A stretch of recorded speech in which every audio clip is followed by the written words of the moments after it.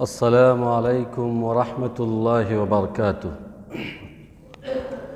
अल्हम्दुलिल्लाहि रब्बिल आलमीन वल आक़िबतु लिल मुत्तक़ीन वस्सलातु वस्सलामु अला सय्यिदिल अंबिया'i वल मुरसलीन व अला आलिहि व सहबिहि अजमईन।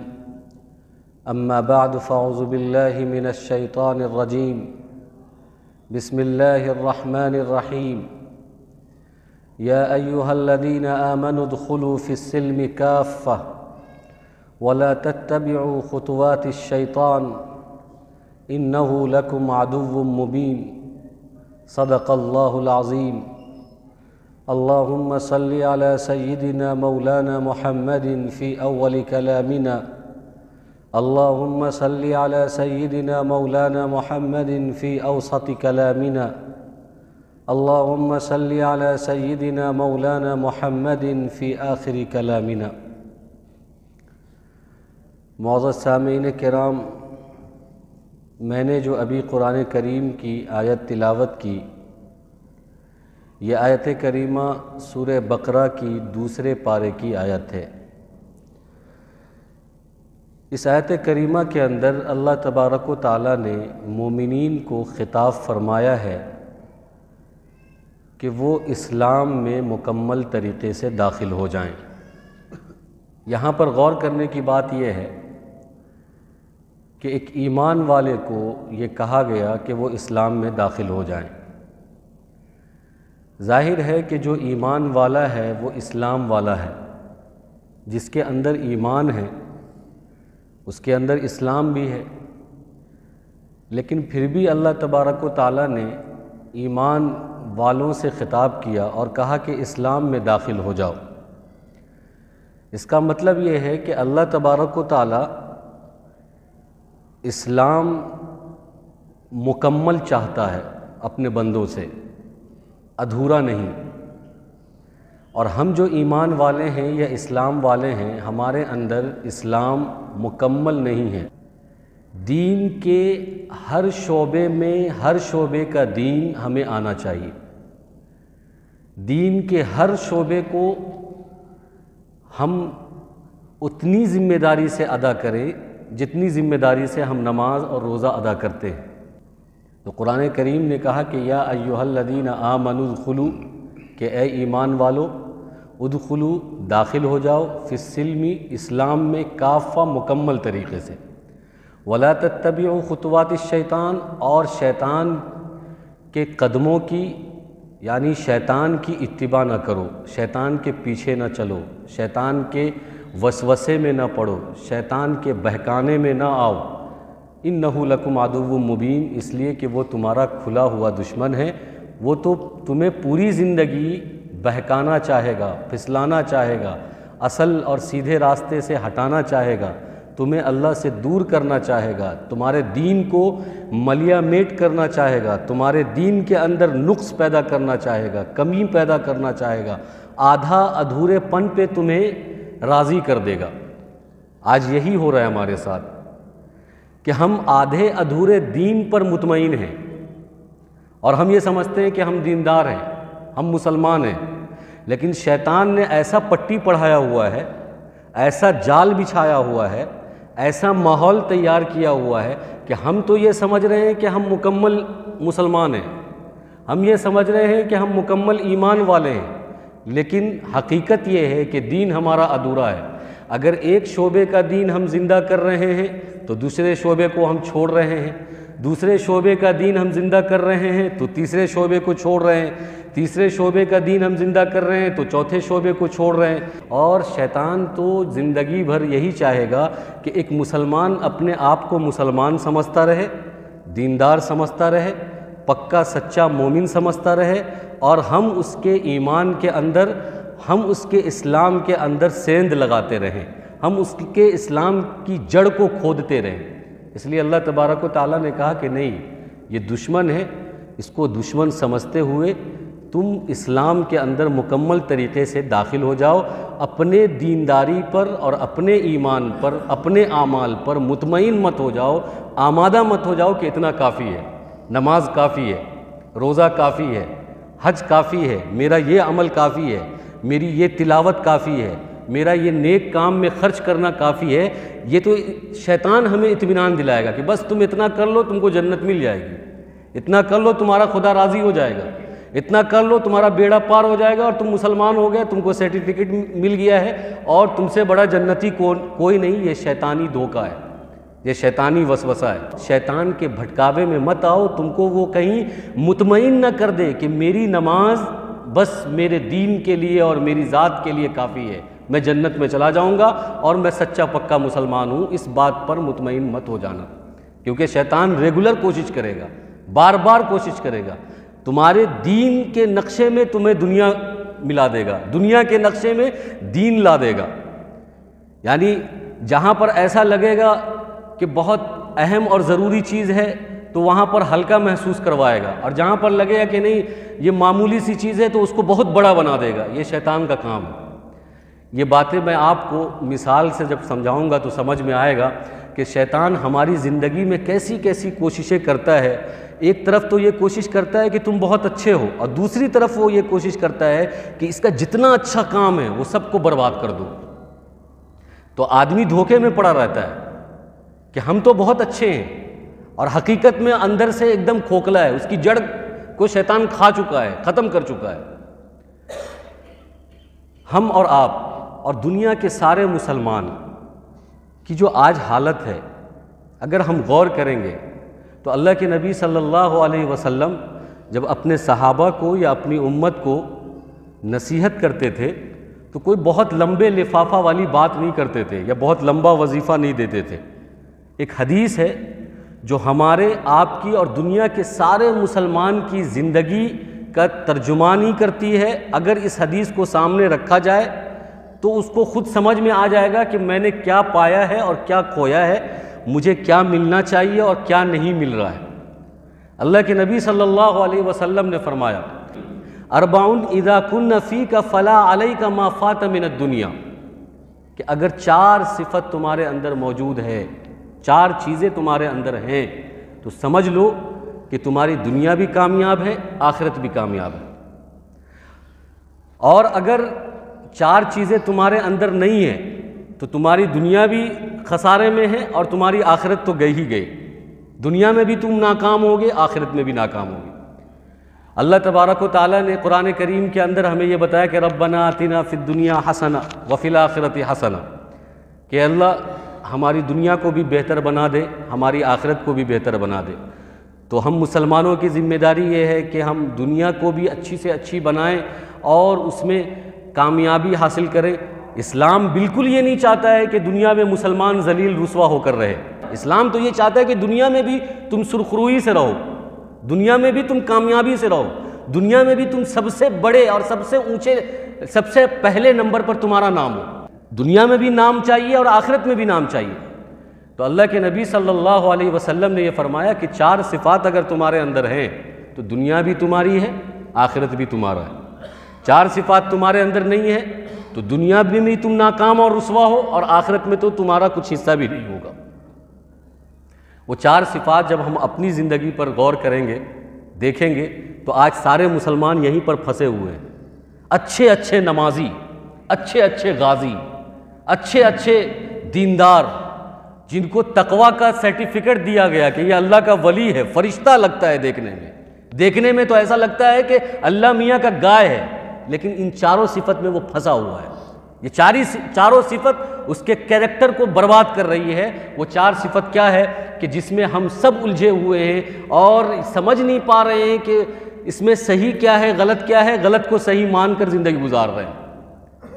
आप सल्लल्लाहु अलैहि वसल्लम ने फरमाया कि अरबाउन इज़ा कुन्न फ़ीका फ़ला अलैका इज़ा फ़ात मिनद दुनिया, कि 4 चीज़ें अगर तुम्हारे अंदर हैं तो दुनिया की और चीज़ें तुम्हारे पास हो ना हो उसकी तुम्हें परवाह नहीं करनी चाहिए, उसके बारे में तुम्हें सोचना नहीं चाहिए। वो 4 सिफ़त में से पहली सिफ़त है वसिद्क़ु हदीसिन, सच्ची बात कहना, सच्चाई पर कायम रहना। मैंने कहा ना कि 4 बातें आप सल्लल्लाहु अलैहि वसल्लम ने हमें बताई है, और आप सल्लल्लाहु अलैहि वसल्लम कोई लंबा लिफाफा या लंबा बयान नहीं करते थे, लंबा वजीफ़ा नहीं देते थे। ये 4 छोटा छोटा जुमला है, आप याद कर सकते हैं। सबसे पहला सिद्क़ु हदीसिन, सच बात कहना, सच्चाई पर कायम रहना, इसमें हम और आप दुनिया के सारे मुसलमान फंसे हुए हैं। किसी भी लाइन में आप चले जाइए, सच और सच्चाई की बहुत कमी है। सच्चाई के लिए दुनिया तरस रही है, सच बोलने के लिए दुनिया तरस रही है। जितनी पॉलिसियां चल रही है, जितनी स्कीमें आ रही है, जितनी मंसूबेबंदी चल रही है, उस सब के अंदर झूठ है। वो चाहे आप बिजनेस के मामले में जाओ या किसी और मामले में जाओ, और सबसे ज़्यादा बिजनेस में चलता है झूठ। उस बिजनेस की जितनी स्कीमें हैं और जितना उसके अंदर फार्मूला है, उसमें कहीं ना कहीं पर एक न एक हिस्सा झूठ का होगा, और दुनिया उसको सच मानकर बिजनेस कर रही है। हम और आप सच मानकर उस पर कायम हैं, चल रहे हैं। तो अल्लाह के नबी सल्लल्लाहु अलैहि वसल्लम ने फरमाया कि अगर तुमको दुनिया में भी कामयाब होना है, आखिरत में भी कामयाब होना है, तो सच्चाई को अपनाए रखो। हर लाइन की सच्चाई अपनाओ। अपने घर में भी सच बोलो, मार्केट में भी सच बोलो, मस्जिद में भी सच बोलो, बाजार में भी सच बोलो, मामलात में भी सच बोलो, माशरत में भी सच बोलो, अपने अखलाकियात को प्रूफ करने के लिए भी सच बोलो, अपनी बिजनेस को बढ़ाने के लिए भी सच बोलो। अगर बिजनेस में घाटा हो रहा है तो भी सच बोलो, बिजनेस में नुकसान हो रहा है तो भी सच बोलो, दुकान चल रही है तो भी सच बोलो, दुकान घाटे में है, नहीं चल रही है तो भी सच बोलो। तब जाकर दुनिया भी बनेगी, आखिरत भी बनेगी।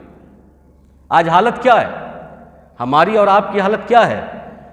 थोड़े से फायदे के लिए, 2 पैसे के लिए, 2 ग्राहक को अटेंड करने के लिए, 2 आदमी का दिमाग मैनिपुलेट करने के लिए झूठ बोल देते हैं कि 2 पैसा आ जाएगा, दुकान चल जाएगी, आज कल से ज़्यादा पैसा कमा लेंगे। इसकी वजह से हम झूठ बोलते हैं। ये तो मैं सिर्फ बिजनेस का एक मॉडल पेश कर रहा हूँ, वरना हर लाइन हमारा खोखला है। आप जिस लाइन को उठा लीजिएगा, शादी ब्याह का लाइन उठाइए, उसमें भी झूठ चल रहा है और धड़ल्ले से चल रहा है। झूठ के बगैर तो शादी हो ही नहीं रही किसी की। शादी ब्याह में भी झूठ चल रहा है। इसी तरीके से आप माँ बेटे के रिश्ते को उठाकर देखिए, उसमें भी झूठ चल रहा है। शौहर बीवी के रिश्ते को उठाकर देखिए, झूठ पर कायम है। पड़ोसी का रिश्ता उठाकर देखिए, झूठ पर चल रहा है। दोस्तों का रिश्ता उठाकर देखिए, झूठ पर चल रहा है। एक दूसरे इंसान जब एक दूसरे से मुलाकात करते हैं, मिलते हैं और किसी तरह का रिश्ता बन जाता है, कायम हो जाता है, तो उसमें भी झूठ घुसा हुआ है। कहीं झूठ से हम खाली नहीं है, कहीं पर झूठ हमारा पीछा नहीं छोड़ रहा है।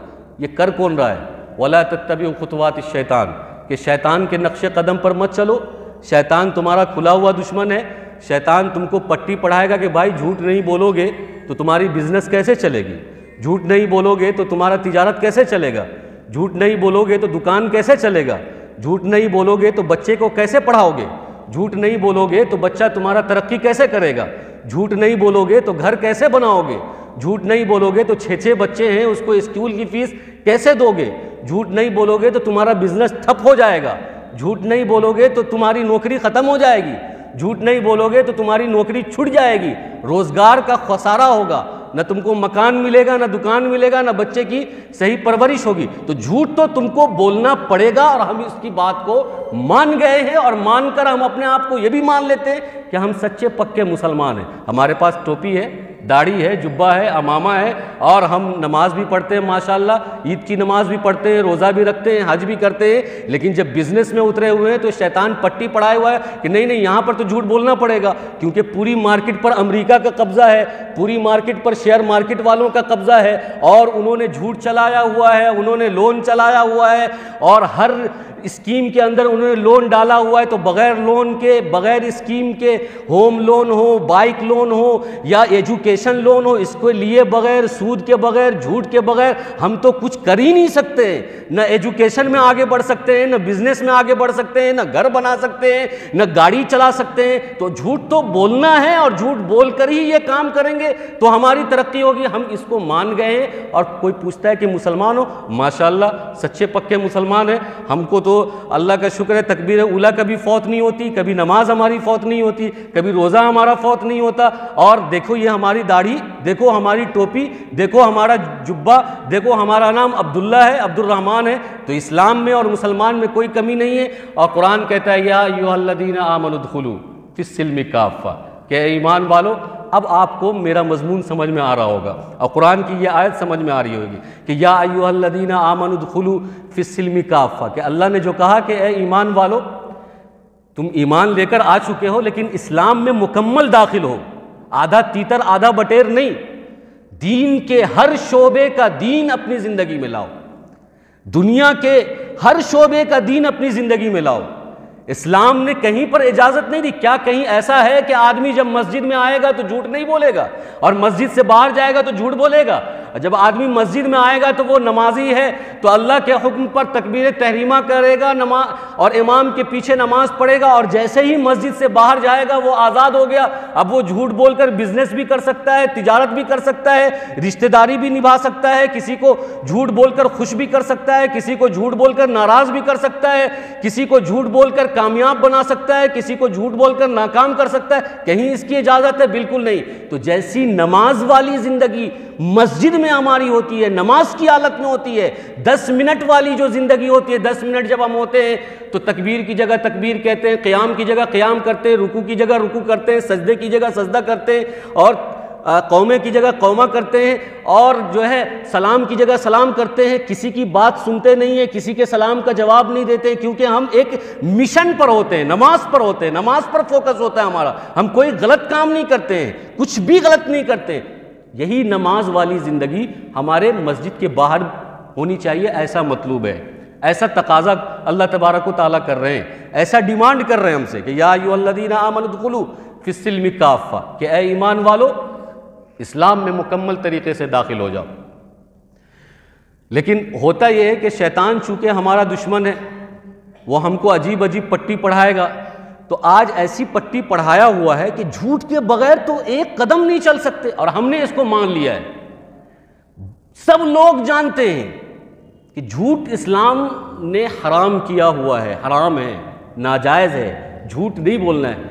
अब उसमें किसी चोर दरवाजे की ज़रूरत नहीं है, उसमें कोई आनाकानी की ज़रूरत नहीं है, उसमें कोई चूं चिरा की ज़रूरत नहीं। इस्लाम ने कह दिया कि झूठ हराम है, वो हराम है। अब उसमें कोई चोर दरवाज़ा नहीं चाहिए, उसमें कोई बहाना नहीं चाहिए, या उसमें कोई ऐसा रास्ता नहीं चाहिए। बाज़ाब्ता मुफ्तियों से, उलमा से लोग इसलिए बार बार सवाल करते कि कहीं से कुछ हल निकल जाए कि हम लोन ले लें, कहीं से कुछ हल निकल जाए कि झूठ से हमारी दुकान चल जाए, कहीं से कोई हल निकल जाए कि झूठ से हमारा बिजनेस प्रोग्रेस कर जाए, आगे बढ़ जाए। लेकिन जब इस्लाम ने कह दिया झूठ हराम है तो हराम है, इसको मानकर ज़िंदगी गुजारना होगा। लेकिन हमने क्या मान लिया है? उनकी पॉलिसी को सच मान लिया, अमेरिका की पॉलिसी को, यूरोप की पॉलिसी को, वेस्टर्न की पॉलिसी को, और बैंक की पॉलिसी को, बिजनेसमैन की पॉलिसी को, दुनियादार की पॉलिसी को। और कोई भी जो सामने ऑफर करता है या पॉलिसी करता है वो अपने फायदे के लिए करता है। आज दुनिया में कोई दूसरे का फायदा नहीं सोचता, कोई नहीं है, कोई भी बिजनेसमैन नहीं है। आपको ऐसा लगता होगा कि वो फ्री कर रहा है, ऑफर कर रहा है, कोई फ्री नहीं करता, कोई ऑफर नहीं करता। उसका कुछ ना कुछ फायदा होता है, देर सवेर किसी का फायदा करंट में होता है और किसी का आगे होता है। कोई मार्केट बनाने के लिए पैसा लगाता है तो 10 साल के बाद वो कमाता है, लेकिन कोई भी फ्री में कोई किसी को कोई चीज़ नहीं देता है, उसका कुछ ना कुछ वो उसका बिजनेस प्लानिंग होता है। इसकी वजह, और हम उसमें आए हुए हैं, झूठ पे भी, सूद पर भी खूब अच्छे से एतकाद और अकीदा और यकीन रखते हुए हर आदमी लोन में फंसा हुआ है। कोई बिजनेस लोन में है, कोई एजुकेशन लोन में है, कोई होम लोन में है, कोई गाड़ी के लोन में है, कोई किसी लोन में है, फंसा हुआ है बगैर लोन के किसी की। इसलिए कि हम माने हुए कि लोन के बगैर ज़िंदगी चलेगी नहीं। अल्लाह के नबी सल्लल्लाहु अलैहि वसल्लम फरमाते हैं, अरबाउन इदा कुन्न फीका फला अलैका मा फात मिनद दुनिया, कि 4 चीज़ें तुम्हारे अंदर अगर हों तो दुनिया की और चीज़ें तुम्हारे अंदर नहीं हैं तो तुम्हें कोई परवाह नहीं करनी चाहिए। पहली चीज़ वसिद्क़ु हदीसिन, कि हर लाइन में सच्चाई को अपनाए रखो, सच बोलो। अब हम और आप और दुनिया का हर मुसलमान, उसमें मैं भी शामिल हूँ, सोचे कि मेरी ज़िंदगी गुजारने का जो दायरा है, सुबह से लेकर शाम तक, शाम से लेकर सुबह तक, बीवी से लेकर बच्चा तक, बच्चे से लेकर नौकरी तक। कोई सरकारी नौकरी करता है, कोई प्राइवेट नौकरी करता है, कोई अपना बिजनेस करता है, कोई किसान है, कोई खेती करता है, कोई हल चलाता है, कोई गाड़ी चलाता है। अपने अपने तरीके का लोग काम कर रहे हैं रोजी रोजगार को चलाने के लिए, रोजगार से पेट के लिए। दुनिया में सबसे ज्यादा जो झूठ बोला जाता है वो रोजगार के नाम पे, पेट के नाम पे, नौकरी के नाम पे बोला जाता है सबसे ज्यादा। हर आदमी इसमें शरीक है और उस झूठ को ऐसा मैनिपुलेट किया गया है, ऐसा खूबसूरत बनाया गया है कि देखने में वो एकदम अच्छा लगता है, खूबसूरत लगता है, सोना लगता है, गोल्ड हीरा लगता है, चमकदार लगता है। सोचता है कि अरे इसमें मेहनत भी नहीं और फायदा बहुत है, इसमें वक्त भी नहीं लगेगा, फायदा भी बहुत है, इसमें कुछ करना भी नहीं पड़ेगा और जो है थोक का थोक पैसा मिल जाएगा। तो आदमी उसकी तरफ लपकता है, खिंचता है और नतीजा ये होता है कि वो झूठ का शिकार हो जाता है, सूद का शिकार हो जाता है, लोन का शिकार हो जाता है, हराम कारोबार का शिकार हो जाता है, हराम चीजों का शिकार हो जाता है। तो उसकी जिंदगी फिर वसिद को हदीसिन, सच्चाई पर नहीं है, सच्चाई के खिलाफ जा रही है। तो कहां से कामयाब होगा? आदमी ये सोचता है कि कामयाबी के लिए पैसा कमा लो, हर आदमी की ये सोच है। लेकिन अभी 2-3 दिन पहले मैंने एक रिपोर्ट पढ़ी किसी आलिम की, उसमें यह लिखा हुआ था कि अमेरिका का एक करोड़पति, बहुत पैसा उसके पास है, बहुत पैसा, पैसा होने के बाद वो कह रहा है कि मैं खुदकुशी करने जा रहा हूं। किसी चीज की कमी नहीं है, हर चीज है उसके पास, पैसा की जो है बहुतात है, हर चीज है। लेकिन बाज़ाब्ता वहां के न्यूज चैनल ने और अखबार ने यह छापा है कि वो ये एतराफ करके, इकरार करके खुदकुशी किया है कि मेरे पास पैसा बहुत है लेकिन मैं खुश नहीं रह पा रहा हूं, सुकून नाम की चीज नहीं है, बहुत बेइत्मीनानी है, खौफ और हैरासमेंट है मेरे को। खौफ और हैरासमेंट की वजह से मुझको ऐसा लगता है कि मैं सेफ नहीं हूं। पैसा भी है, सब कुछ है, लेकिन उसको लगता है कि मैं खुश नहीं हूं, मुतमईन नहीं हूं, सेफ नहीं हूं, खौफ है, हरासमेंट है। इस वजह से वो अपने ड्राइवर को बाज़ाब्ता कहकर वो खुदकुशी करता है। पैसा हल नहीं है। आपको दुनिया की जितनी स्कीमें, लोन वाली स्कीमें जो बिजनेसमैन हमें ऑफर करते हैं, कभी फ्री से और कभी कुछ पैसा देकर, उन सब चीज़ों में ऐसा तो लगेगा कि पैसा हमारे पास आ रहा है, तरक्की हो रही है, हम बढ़ रहे हैं, लेकिन खौफ फिर भी रहेगा, हरासमेंट फिर भी रहेगा, बेइत्मीनानी फिर भी रहेगी और बदसुकूनी फिर भी रहेगी, बेचैनी फिर भी रहेगी। पैसे से वो बेचैनी खत्म नहीं होगी, पैसे से बेचैनी खत्म नहीं होगी। कहां बेचैनी खत्म होगी? अल्लाह के नबी सल्लल्लाहु अलैहि वसल्लम के नुस्खे में। ये नुस्खा जो मैं आपको सुना रहा हूं, 4 लाइन का, अल्लाह के नबी सल्लल्लाहु अलैहि वसल्लम फरमाते हैं, 4 चीजें अपने अंदर पैदा करो।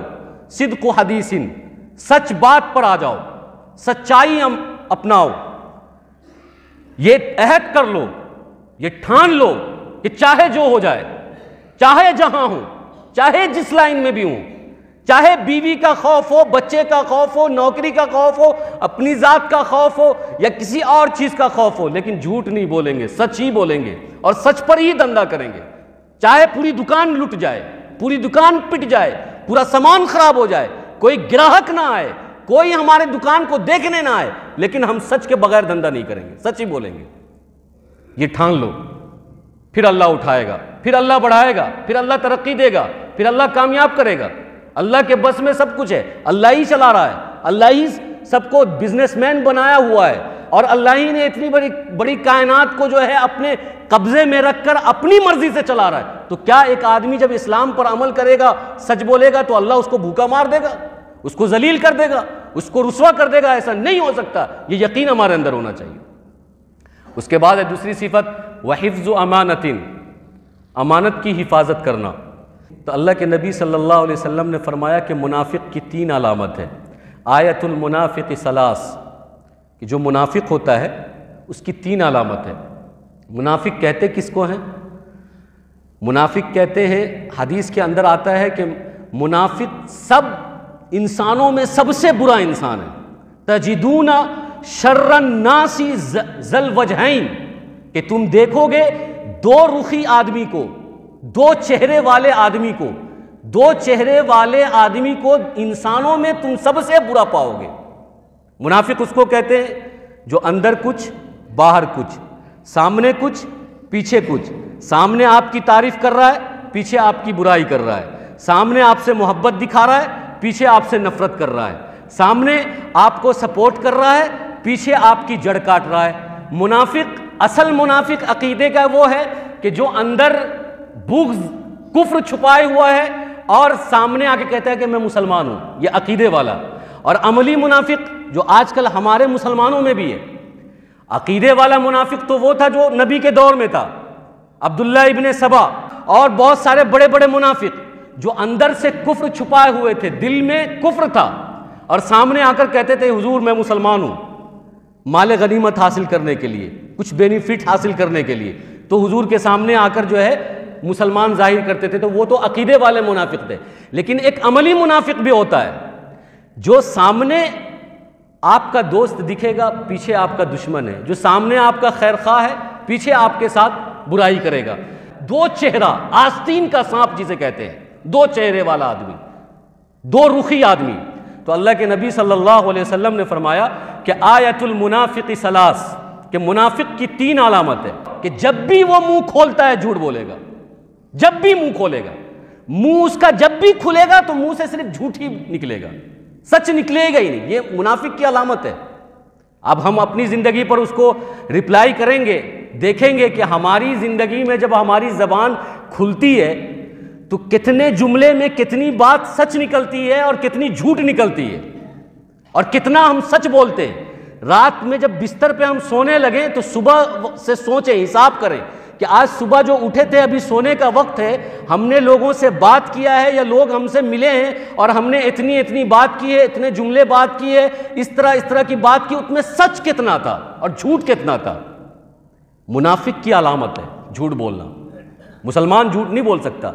अल्लाह के नबी सल्लल्लाहु अलैहि वसल्लम ने फरमाया कि मुसलमान सब कुछ कर सकता है, जिना कर सकता है, बदकारी कर सकता है, किसी को मार सकता है, बहुत सारी चीजें जो बड़े बड़े गुनाह हैं, मुसलमान वो सारी चीजें कर सकता है, चोरी कर सकता है। लेकिन जब झूठ की बात आई तो आप सल्लल्लाहु अलैहि वसल्लम ने फरमाया कि मुसलमान झूठ नहीं बोल सकता, झूठ नहीं बोल सकता। मुसलमान की पहचान है सच बोलना, और झूठ बोलना ये मुनाफिक की पहचान है।